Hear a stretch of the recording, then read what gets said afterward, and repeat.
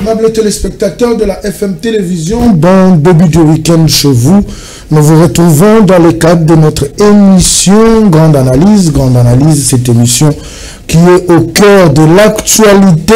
L'actualité en République démocratique du Congo reste dominée sur le procès ou le dossier en justice du ministre de la Justice, Constant Mutamba, qui a récusé le parquet près la Cour de cassation, disant que tous les magistrats qui sont là, personne n'est neutre et personne ne pourra trancher en sa faveur. En dehors de ça, nous avons aussi la sortie médiatique du vice-premier ministre en charge du transport, Jean-Pierre Bemba, qui fait couler encre et salive, qui a indexé la Senko qui venait de réagir, qui a demandé aux fidèles catholiques de prier pour Jean-Pierre Bemba parce qu'il pense que ça serait un envoûtement. Mais en dehors de ça aussi, nous allons évoquer la conférence de gouverneurs, 12e conférence de gouverneurs, bien que nous allons juste frôler. La grande question pour cette conférence de gouverneurs reste quel est son apport dans nos provinces. C'est vrai, il y a de l'argent qui sort pour des frais de mission, des titres de séjour. Ils ont séjourné au Lualaba, mais en bref, les retombées dans nos provinces ne se font pas sentir. On le voit à Kinshasa. Kinshasa vit dans la crasse, il faudra qu'on se le dise.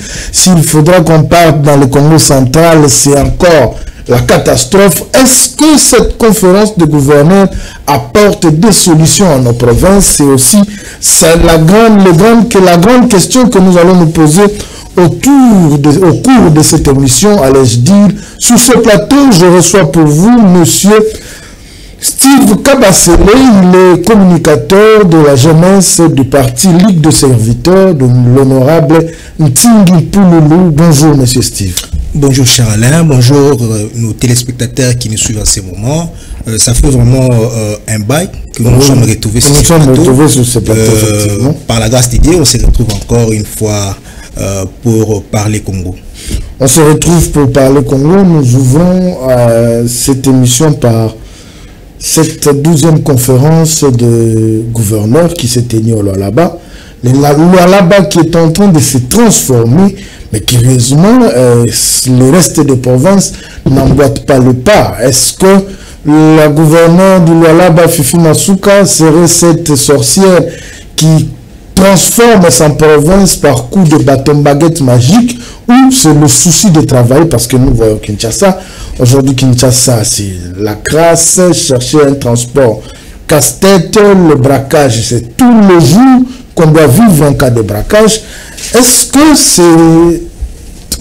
ces conférences qui se font, ça c'est la 12e conférence, donc il y a eu la 11e, qui se font plusieurs fois, peuvent apporter des solutions dans nos différentes provinces? En fait, d'abord, pour ce qu'il faut savoir, cette histoire des conférences de gouverneurs, je pense que c'est légal. Oui. Mais la question qu'il faut se poser, quel est l'apport dans nos provinces, bien évidemment. Ce qu'il faudra savoir, s'il faut épingler les problèmes relatifs à l'avancement de nos provinces, on va parler de moyens, de l'organisation, des personnes capables ou compétentes pour réaliser ce qui se passe par exemple au Lualaba avec Madame Fifi Masuka, que j'ai sali en passant. Et s'il faut parler de moyens, est-ce que Kinshasa n'a pas des moyens de sa politique? Est-ce que le gouverneur de la ville de Kinshasa a-t-il une vision pour la ville de Kinshasa? C'est ça aussi le grand problème. Parce que, à ce que je sache, quand on a une stratégie, c'est-à-dire on doit avoir une politique définie, on a des objectifs à atteindre et on a des moyens à réunir pour atteindre ces objectifs. Et nous, par exemple, au sein du parti, au-delà de la conquête du pouvoir, nous avons tout un manuel qu'on appelle le guide idéologique qui prévoit les modes de gestion pour atteindre les objectifs qui sont dans l'ensemble le bien-être de la population. Et pour parler des gouverneurs, je prends seulement l'exemple de Kinshasa et le Congo central, c'est-à-dire ce sont des provinces qui génèrent plus de recettes administratives. Et je crois que c'est peut-être un problème d'homme qui pose problème. Peut-être que c'est un problème, comment réunir les moyens qu'on réunisse, comment on les oriente pour atteindre les objectifs. Est-ce que Kinshasa, avec son gouverneur et son équipe, qui, personnellement, j'avais de l'espoir quand M. Bumba a été choisi comme gouverneur à la tête de la ville de Kinshasa, mais maintenant là, je me pose un gros projet ambitieux, jusqu'à ce jour, qui persuadé que l'avoir suivi pendant la campagne électorale, surtout avec la présentation de son programme sur Kinshasa Zobunga, avec des slogans, mais jusqu'à preuve du contraire, on ne voit absolument rien. Donc la ville est dans une, comment je peux dire, dans une sorte de saleté qu'on ne peut pas définir. Donc, quand vous quittez, par exemple, Ngiri pour passer par Gambela, arriver vers le stade des Martyrs, je ne sais pas, vous n'avez pas où mettre le pied. C'est-à-dire, c'est nauséabond. C'est-à-dire, je me pose la question, ce que Kimbuta faisait, ce que Gentini Ngobila faisait hier, on l'a accusé de la mégestion, on a accusé Gentini depuis qu'il était là, il n'a rien fait, mais je me pose la question, quand Gentini était là, c'était tous les jours qu'on voyait des ONG qui balayaient les grands acteurs tous les jours, mais pourquoi cela ne se fait pas aujourd'hui? Est-ce que le gouverneur ne sait pas encore qu'il est en fonction? Est-ce que le gouverneur manque de gens qui peuvent l'accompagner avec son directeur de cabinet, bien qu'il soit administratif, l'ancien journaliste, comment il s'appelle encore, les noms m'échappent. C'est quelqu'un c'est un homme, un journaliste qui était actif dans les critiques, d'autres gestionnaires qu'on a connus dans le passé. Mais il est aujourd'hui avec M. Bumba, on ne voit absolument rien comme résultat. Mais je pense qu'il y a un problème d'homme, il y a un problème d'organisation, il y a un problème de vision. C'est tout simplement ça. Bref, on va dire, comme le Kinois le disent, Fifi Masuka l'équipe. Tout à fait. Fifi Masuka, au-delà de tout ce qu'on peut dire, que non, la province de là-bas, c'est une province riche en minerais, il a des moyens, il peut avoir des moyens et les orienter autrement. Parce qu'il y a certaines personnes qui acquisent Fifi Masuka, des mégestions, ainsi de suite, mais les réalisations sont palpables. Aujourd'hui, on a là-bas un aéroport plutôt au standard international.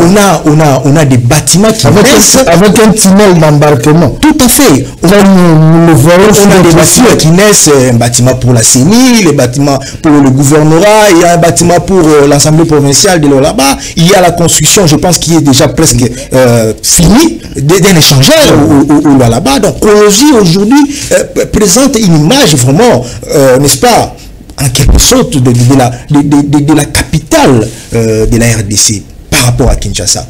Peut-être pour moi, dans les jours à venir, il faudra localiser la ville de Kinshasa, la capitale de la RDC, que ce soit les Loraba. Parce que ce qui s'est fait là-bas, au-delà des moyens que les Loraba a, la dame qui est à la tête de la province a prouvé de quoi elle est capable. Donc c'est pour vous dire que pour faire mieux, il ne suffit pas que d'être un homme.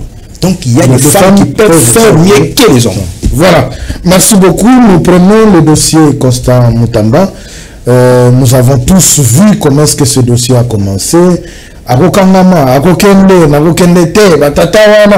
Aujourd'hui, Constant Mutamba, apparemment coincé au mur, il récuse le parquet pour la Cour de cassation, disant que toutes ces personnes qui sont là, personne n'est neutre et il ne voit pas qui peut trancher en sa faveur.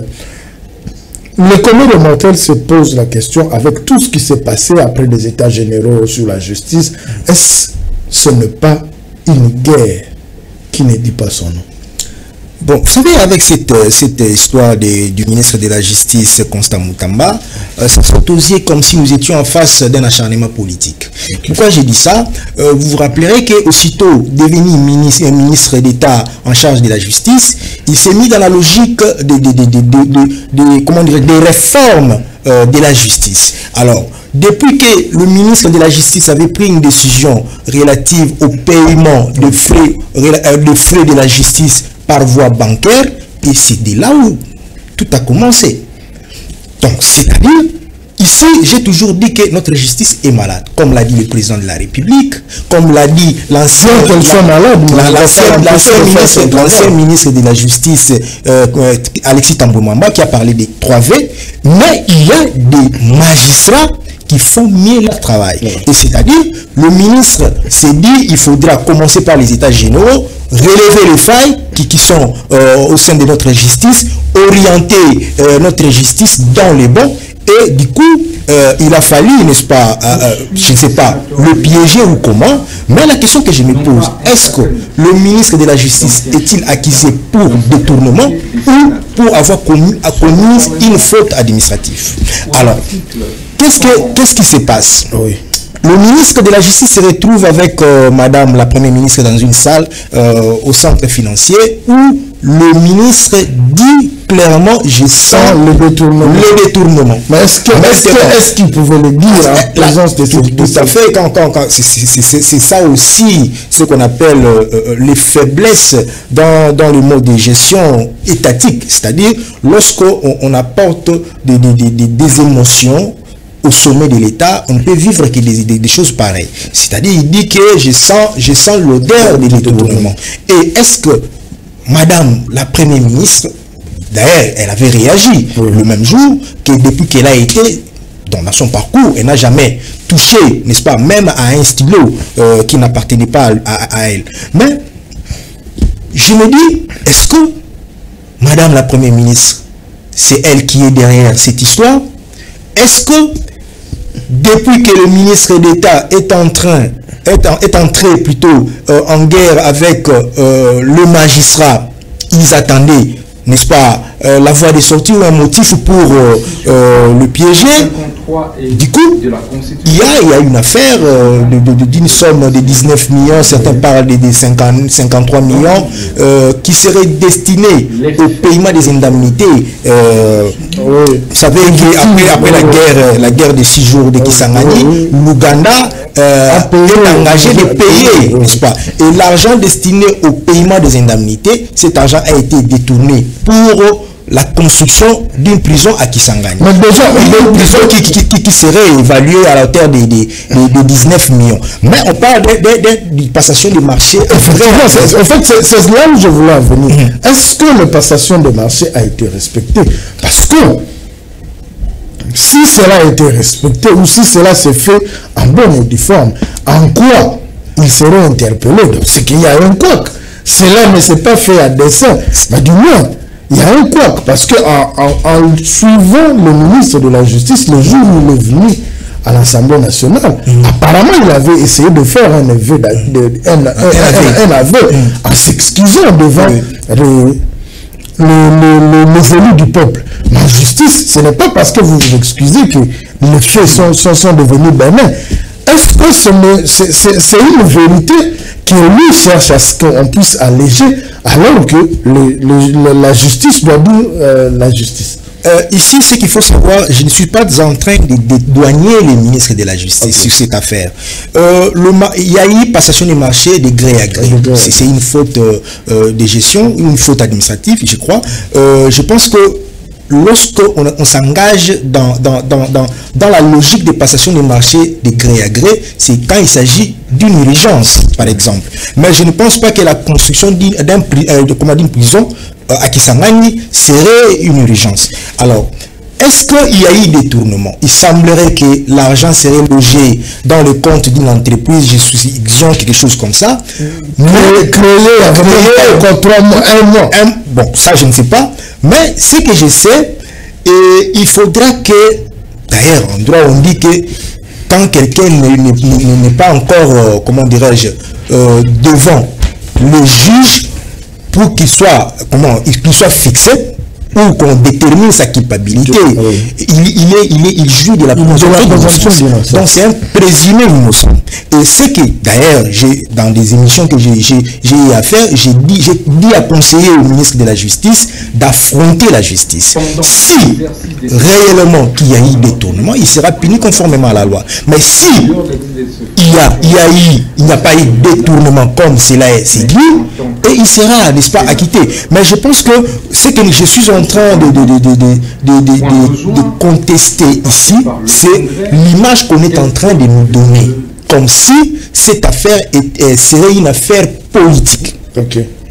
C'est ça l'image qu'on est en train de donner. Si vous prenez votre micro-baladeur, vous faites un tour ici, vous posez la question, on vous dira que Moko Balingara Mala Mouté, parce qu'il y a des coincés, parce qu'il y a des salaboués, il y a mais il y a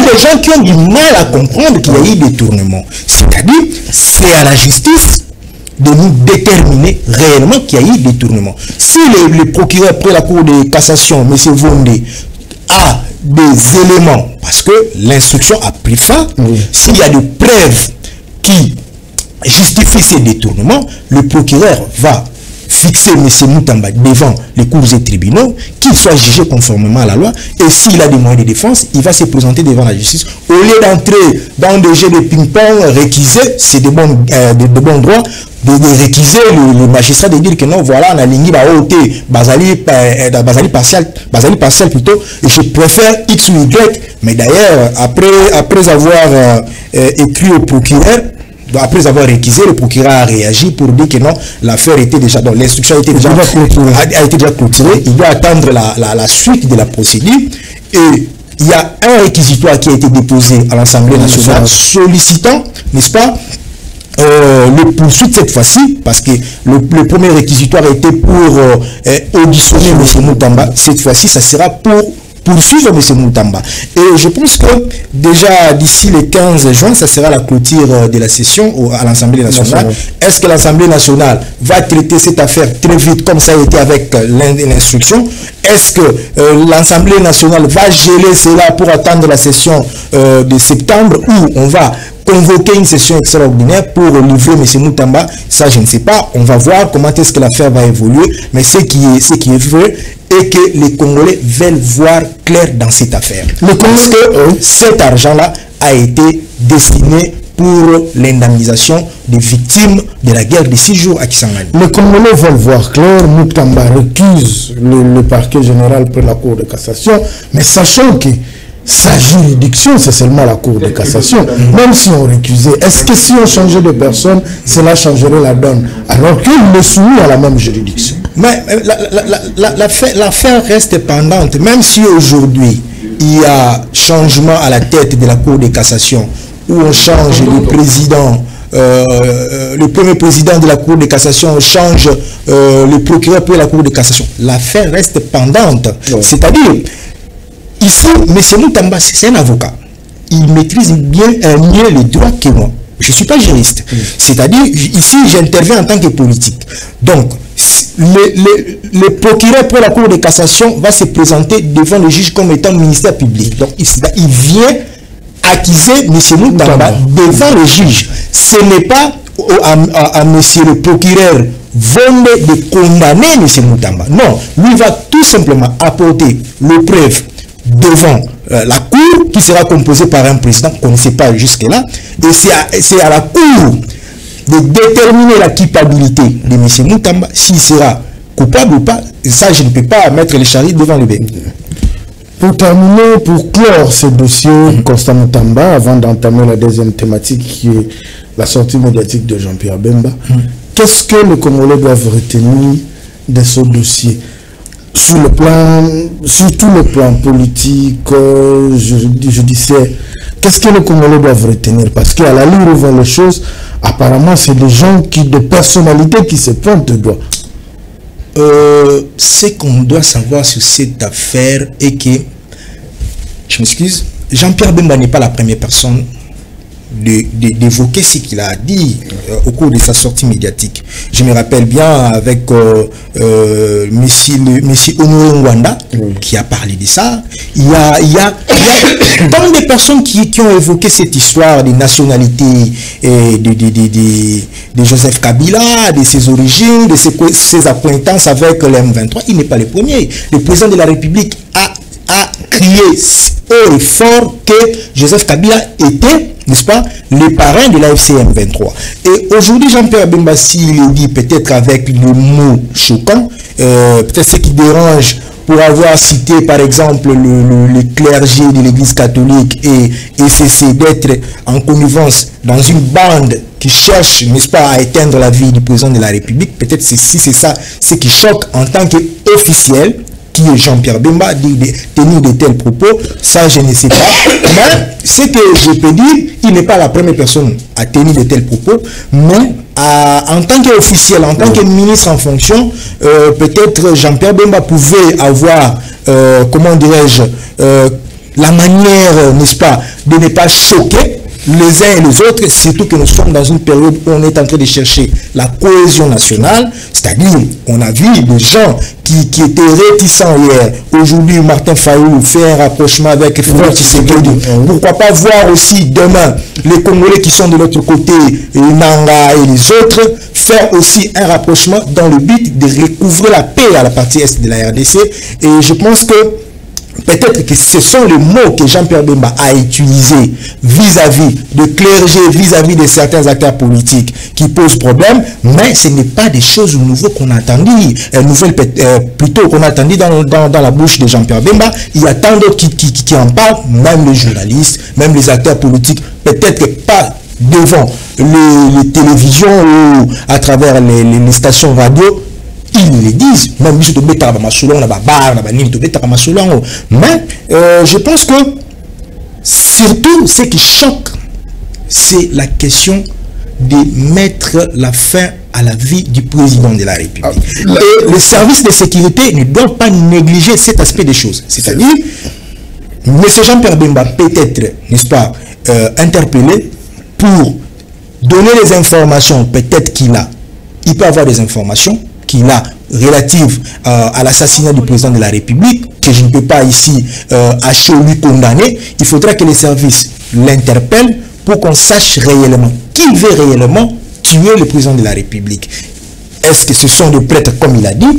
Est-ce que c'est Joseph Kabila? Est-ce qu'ils sont ici à Kinshasa? Ils sont à l'intérieur du pays? Est-ce que c'est Kagame? Est-ce que c'est ça? Donc, c'est-à-dire, la vie du président de la République doit être sécurisée. La Cinco a même réagi, demandant aux fidèles catholiques de prier pour Jean-Pierre Bemba, pour, selon eux, qui a commencé à perdre ses sens, parce que le clergé ne peuvent jamais comploter pour ôter la vie d'un chef d'État. Mais dans tout ça, avant de répondre à cette question, je rajoute une autre question. Est-ce la sortie médiatique de Jean-Pierre Bemba n'était pas une réponse indirecte du chef de l'État, à Martin Fayulu, qui a demandé le format de dialogue pour préconiser par l'ECC et la Cinco? Vous savez, le rapprochement ou la rencontre du président de la République et Martin Fayulu a changé la donne politique. Ça, il faut les concéder. Ça a changé la donne politique. C'est-à-dire, ici, il y a certains qui parlent que le président Martin Fayulu serait le prochain Premier ministre. Mais non, tous ceux qui sont avec le président de la République, c'est-à-dire, chacun cherche à se positionner politiquement. Quelqu'un qui vient après nous, il sera Premier ministre, nous qui est avec le président de la République, nous qui marchons ensemble avec lui.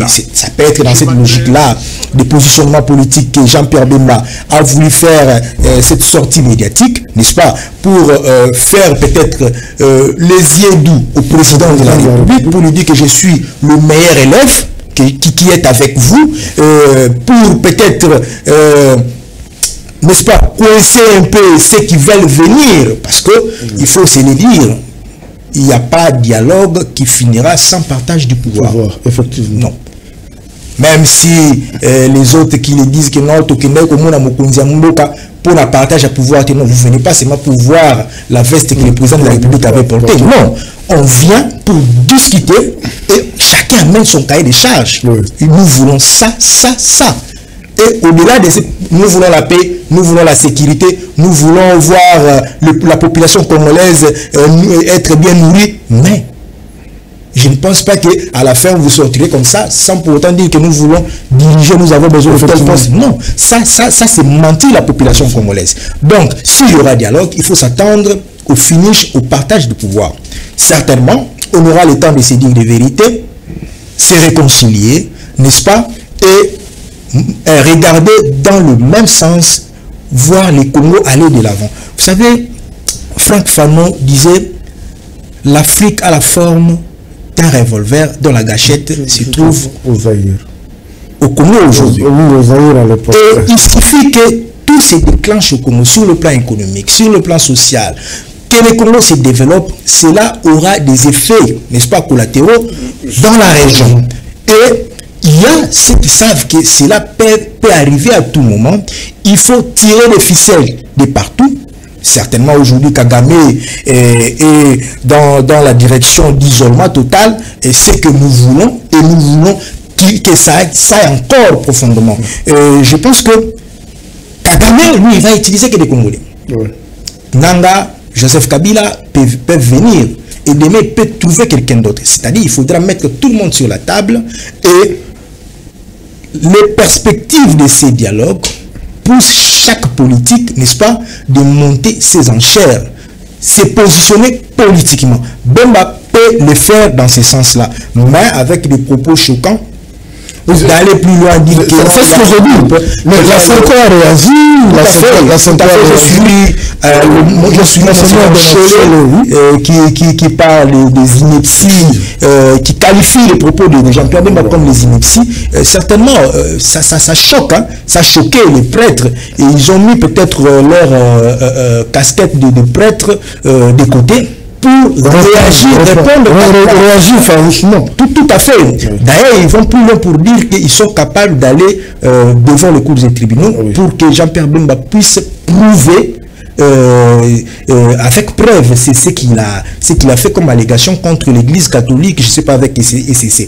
Mais ce qui est important, nous sommes dans une période cruciale, 3 ans que Bunagana n'est pas sous contrôle du gouvernement. Je ne sais pas, plus de 6 mois que Goma Bukavu n'est pas sous contrôle du gouvernement.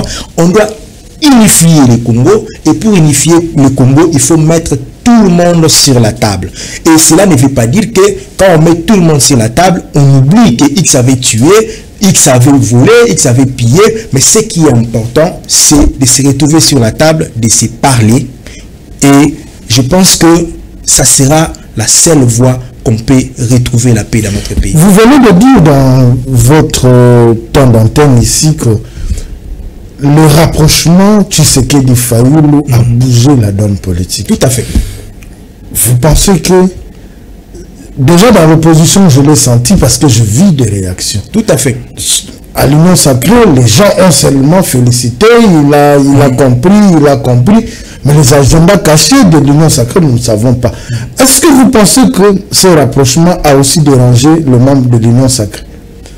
Bien sûr, ça va déranger, parce que vous savez déjà, lorsqu'on dit que non, ça depuis toujours, hein, on a toujours dit que non, Martin Fayulu, on lui propose le poste de Premier ministre, il refuse. Et aujourd'hui, qu'on voit Martin Fayulu volontairement aller vers le président de la République. Et il y a certaines indiscrétions qui parlent de la primature qui est réservée à Martin Fayulu.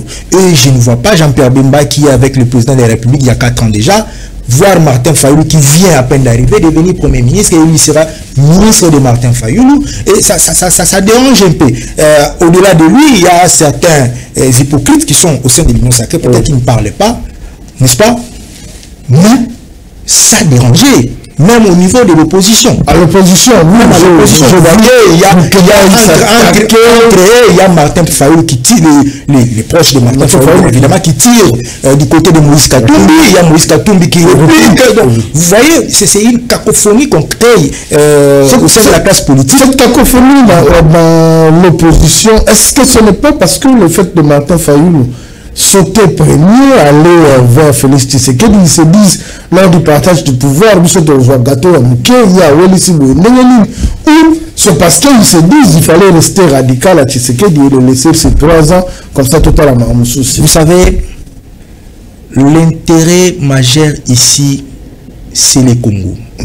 L'intérêt majeur ici, c'est de voir les Congolais vivre en paix. C'est ça l'intérêt majeur. Et toute personne, tout acteur politique qui œuvre dans le sens de voir les Congolais vivre en paix dans leur pays, n'est-ce pas, la voie reste ouverte. Le président de la République est prêt à recevoir tout acteur politique. Que ce soit Moïse Katumbi, que ce soit Joseph Kabila, que ce soit, comment il s'appelle encore, Adolphe Muzitu, que ce soit Sessanga, tout celui qui veut, n'est-ce pas, œuvrer dans le sens de la paix, accompagner le développement de la République démocratique du Congo, le président de la République reste ouvert avec tout le monde. Mais je pense que s'acharner à Martin Fayulu parce qu'il a sauté premier, je trouve que ça serait, n'est-ce pas, comment dirais-je, tout acteur politique qui pense de la sorte, il serait primaire. Un acteur politique primaire. N'est-ce pas? Parce que on envisage les dialogues. Il n'y a pas encore les dialogues. Il n'y a pas encore de dialogue. Je n'ai pas vu Martin Fayulu avec un cahier de charge donné au président de la République. Mais à ce que je sache, il y a en perspective la création d'un camp de la patrie. Est-ce que cela sera réalisable? Ça, je ne sais pas. Et qu'est-ce qui empêche que demain le président de la République reçoive Moïse Katumbi? Qu'est-ce qui empêche qu'il reçoive Adolphe Muzitu Sessanga? Mais celui qui est d'accord d'accompagner le développement, il sera le bienvenu au palais de la nation. La Ligue des serviteurs, cette sortie médiatique de Jean-Pierre Bemba, comment l'avez-vous perçu au moment où vous avez prôné le dialogue, le consensus, se mettre autour d'une table? Quand il a fait cette sortie médiatique, vous, votre parti, membre de l'Union Sacrée, c'est vrai qu'une fois vous nous avez dit ici, oui, nous sommes de l'Union Sacrée, mais nous n'acceptons pas tout ce qui se fait. Tout à fait. Tout ce qui se fait dans l'Union Sacrée. Alors vous dites quoi? Vous vous êtes dit quoi? Est-ce que Jean-Pierre Bemba est venu envenimer la situation ou il n'a fait que sortir ce que lui ressentait? Ce qu'il faut savoir ici, nous, le parti Ligue des serviteurs, nous sommes un parti qui prône la paix. Nous sommes un parti des valeurs. Okay. Des deux, si Jean-Pierre Bemba a tenu des propos au cours de sa sortie médiatique, il en a fait en tant que président du MLC et non président du parti Ligue des serviteurs, ni du regroupement Union Sacrée. Non. Et s'il faudra dire que ce que nous avons ressenti ici, je peux dire que Jean-Pierre Bemba a répliqué, n'est-ce pas, peut-être aux différentes provocations, n'est-ce pas, de la classe politique, entre guillemets, du camp de l'ancien président Joseph Kabila, mais dans cette période où on est en train de se battre, de militer pour la cohésion nationale, et je pense qu'on peut dire que ce n'était pas le moment. Ce n'était pas le moment, parce que c'est tout le monde qui sait que Joseph Kabila a commencé son armée au Rwanda. C'est tout le monde qui sait que Joseph Kabila, avant il était Joseph Kabila, et c'est avec l'ancien gouverneur Émile Ngoyi Mukena qu'il a adopté le nom de Kabangé. C'est connu de tous. Donc je ne pense pas que c'était opportun que Jean-Pierre Bemba vienne, n'est-ce pas, nous rappeler aux Congolais. Et s'il avait des informations relatives à l'assassinat du président de la République, il y a la voie appropriée, n'est-ce pas? Ce sont des services de sécurité qu'il faut aller vers eux, leur dire qu'il y a un groupe de gens. Si il s'avérait que ce sont les prêtres de la Senko, ni les tout-dessus de la loi, il faudra mettre à la disposition des services de sécurité les éléments qui justifient ces allégations. Et je pense que nous sommes un parti qui prend la paix. D'ailleurs, vous savez, l'honorable Ntingi Pouloulou, on l'a ravi, c'est des sièges il n'a jamais fait sortir les gens dans la rue. Il ne s'est jamais décidé de dire que non, comme on m'a ravi mes sièges, je vais rejoindre Nanga ou je vais rejoindre ceux qui sont à la rébellion. Non, nous sommes là, nous nous sommes décidés, n'est-ce pas, d'accompagner la volonté prononcée, comment dirais-je, les actions du président de la République, et nous sommes là, au sein de l'Union sacrée, en train d'accompagner les actions du président de la République, c'est-à-dire pour justifier que le parti Ligue des serviteurs, c'est un parti des valeurs, c'est un parti qui prend la paix. Monsieur Steve Kabaselo, nous arrivons pratiquement vers la fin de cette émission, mais une question me vient en tête parce que vous avez parlé du rapprochement Fayulu Tshisekedi. Fayulu qui a parlé de le format SCC, 5O. Oui. Il y a aussi la plateforme de confession religieuse qui a entamé une démarche allant dans ce sens-là. Aujourd'hui, vous pensez que la 5O et la SCC doivent garder cette primaire alors qu'il y a d'autres confessions religieuses qui aussi œuvrent dans la logique de recouvrer, de redonner cette paix-là que la République démocratique du Congo a tant cherché. Vous savez que la 5O, surtout la 5O, a cette expérience. Vous vous rappellerez de ce qui s'est passé en 2016 avec ce qu'on a appelé les dialogues tout à fait. Donc ils ont cette expérience-là d'accompagner les acteurs politiques dans la recherche des solutions sur des questions liées au conflit politique. Et la première revient au président de la République. Je pense qu'avant que la CENCO et SCC s'engagent dans cette démarche, ils sont allés voir le président de la République. Et si le président de la République se décide aujourd'hui de les recevoir pour, n'est-ce pas, entrer en connaissance de leurs rapports, et tout reviendra au président de la République s'il se décide, bon, je vous confie la responsabilité, parce que peut-être qu'il prendra ça par ordonnance, parce qu'on doit connaître d'abord le format, les termes de référence de ces dialogues, et cela sera pris peut-être par ordonnance présidentielle. Donc la première revient au président de la République. Si le président de la République se dit que la CENCO et SCC doivent se mettre ensemble avec la plateforme de confession religieuse, donc je ne pense pas que ça sera une mauvaise chose. Votre dernier mot, parce que nous sommes arrivés pratiquement à la fin. Mon dernier mot, nous sommes encore à vie, mon dernier mot pour cette émission, effectivement, je pense que ce que je peux dire, d'abord ici, je vais lancer un appel.